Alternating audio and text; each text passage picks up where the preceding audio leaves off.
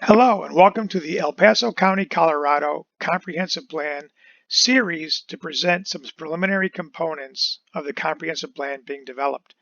The comprehensive plan for El Paso County is entitled Your El Paso Master Plan. The presentation this evening is to spend just a few minutes and to provide an overview of the areas of change that are currently being developed for the plan.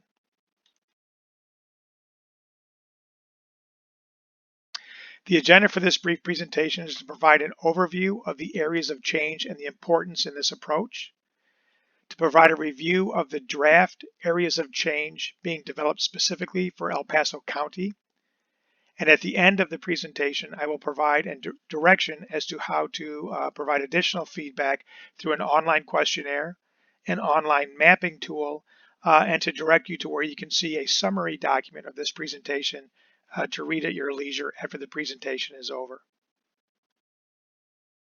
First, I want to go over the importance of the notion or the concept of areas of change. I've reiterated over the last couple of presentations, the first presentation being on place types, the second presentation being on key areas. This third installment is areas of change. El Paso County is extremely large in area. It's over 2,100 square miles. This large size provides a lot of opportunity to accommodate a wide variety of growth, character of development, and intensity of development in the different areas of the county. The areas of change will allow us to make sure we guide new development in a manner that is appropriate and character specific in different areas of the county. Clearly, development will not occur the same in a uniform manner across the county. Some areas will see significant change, some areas will see virtually no change, other areas will be protected. And this presentation is meant to provide an overview as to how we see these areas changing or not changing over the course of the next couple of decades as guided by this plan.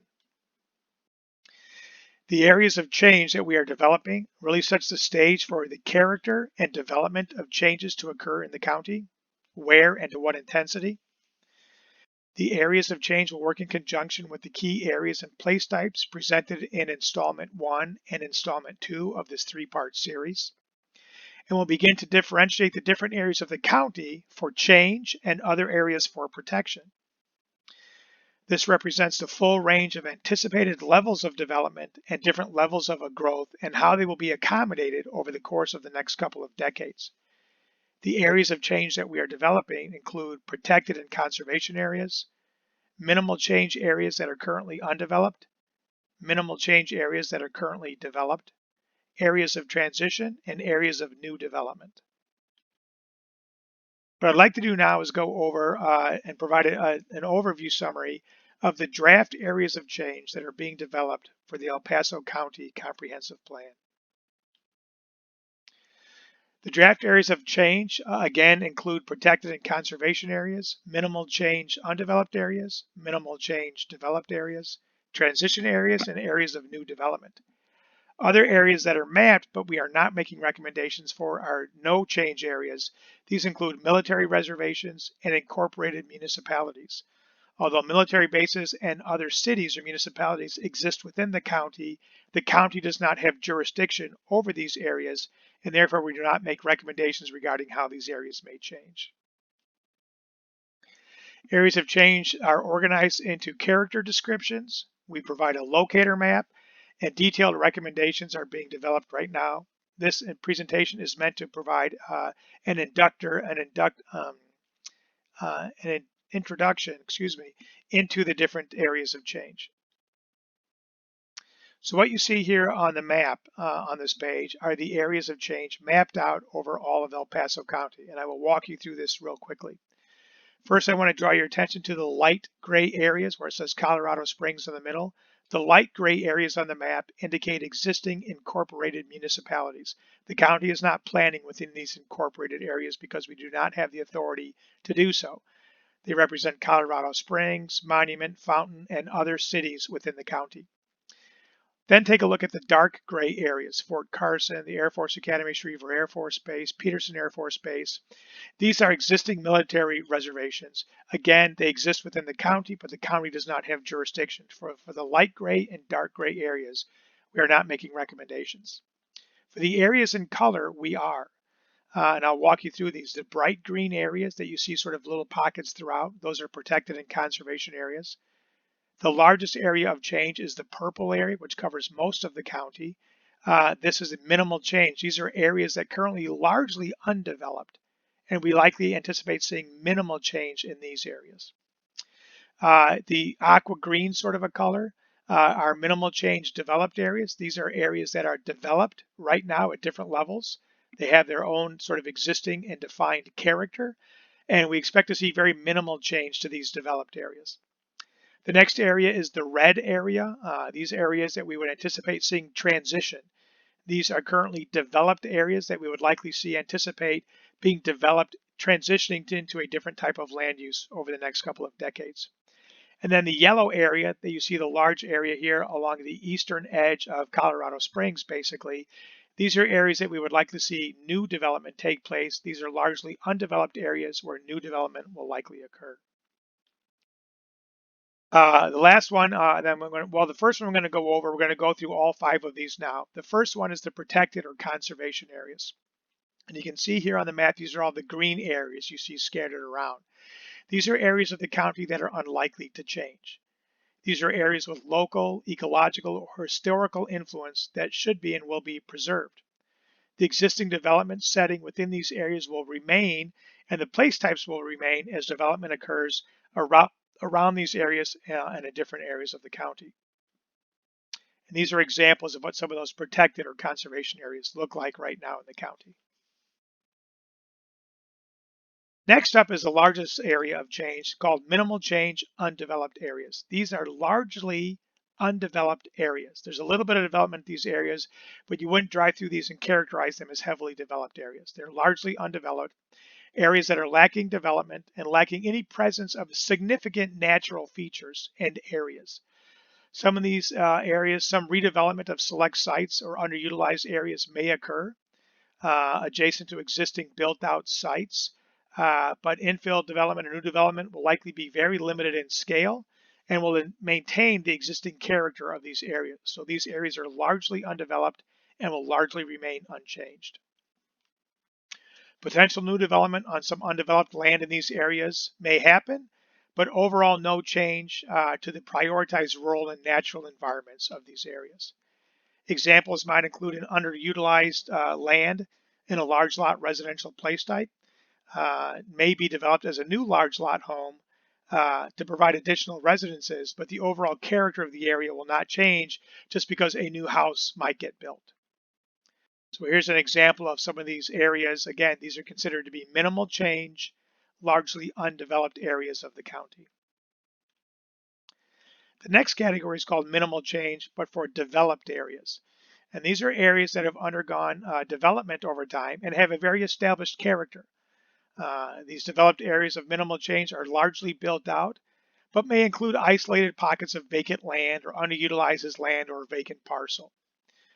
More intense infill development may be expected on some of these interior vacant properties or parcels.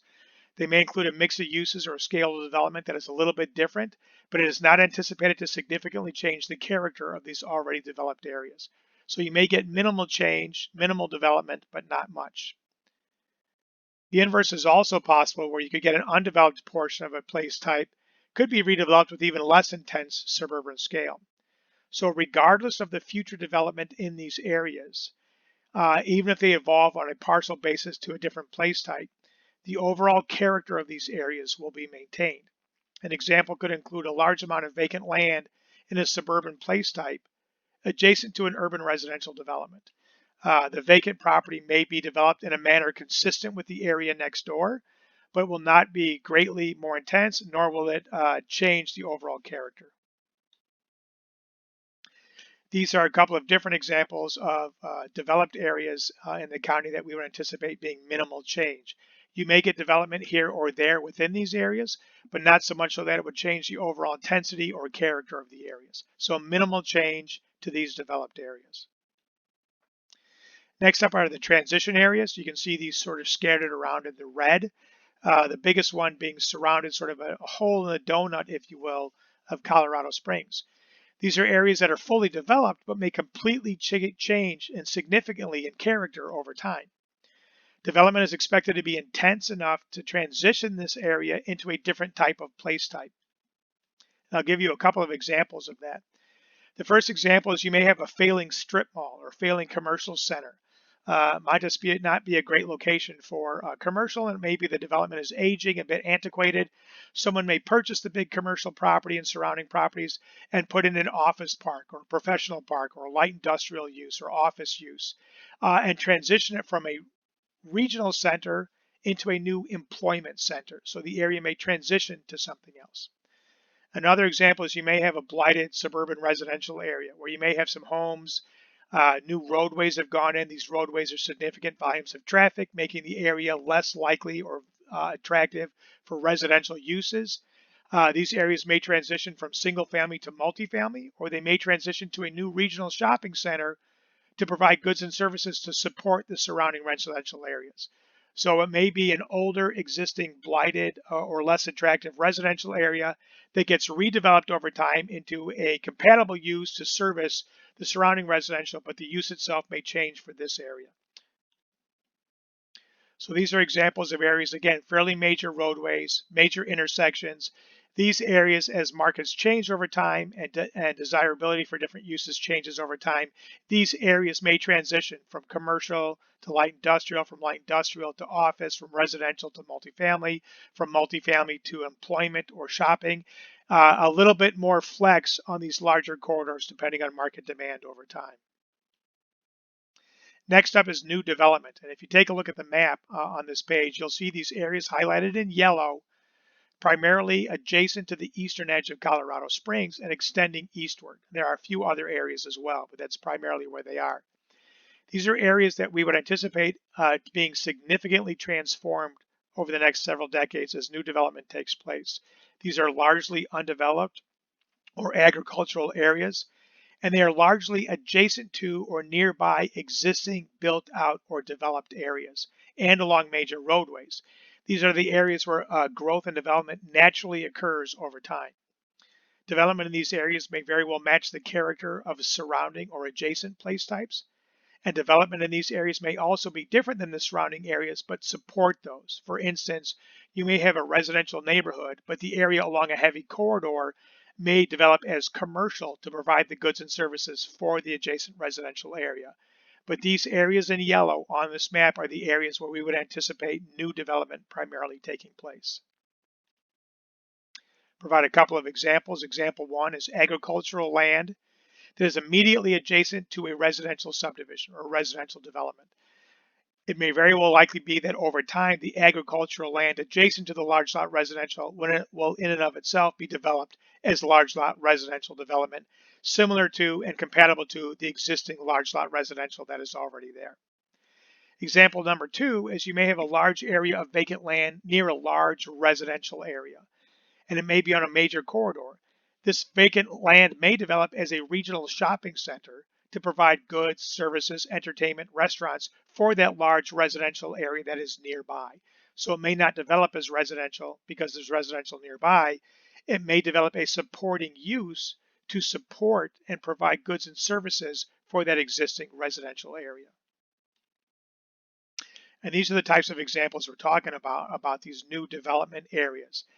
They are not necessarily characterized by key environmental features or large preservation areas. They are often on major corridors or along thoroughfares. These are the areas that are adjacent to existing developed areas where new growth will likely occur. Next up, again, and to reiterate the areas you see in the dark gray areas on the map, these are areas where we're saying that we're not indicating areas of change for. These include existing municipalities, cities within the county, and existing military reservations and bases. So while these existing cities and existing military bases exist within El Paso County, the county does not have jurisdiction or authority over these areas. So going forward, the key will not be to say what these areas can and cannot do or how they will plan to provide close coordination with the military bases and close coordination with the municipalities and cities within the county to ensure that future development, future growth, and future planning decisions are coordinated and compatible. And here's some examples of some of those, again, areas within the county that the county does not have jurisdiction over: existing municipalities and the military bases. So again, that's a brief overview of the different key areas, areas of change.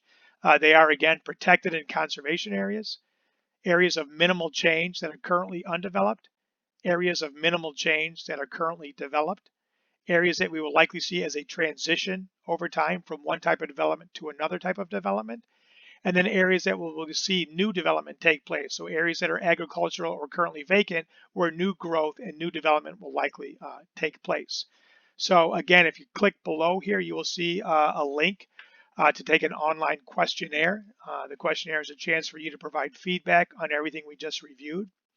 Also below is a link to map.social, where you can actually map and place your comments on a map of the areas of change. Tell us what you like, don't like, agree with, disagree with, or any recommendations you might have. And then also below is a PDF document, a summary document. You can click on that and at your leisure go through a document what I just presented to you in this presentation. So again, I want to thank you so much for taking a few minutes today to participate in this third installment of the El Paso County Comprehensive Plan, your El Paso County Master Plan presentation series. Part 1, which was presented about a month ago, was the place types.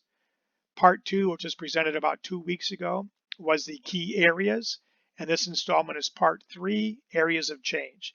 Thank you very much. I look forward to continued participation and involvement over the next several months as we continue to develop the Your El Paso Master Plan. Thank you.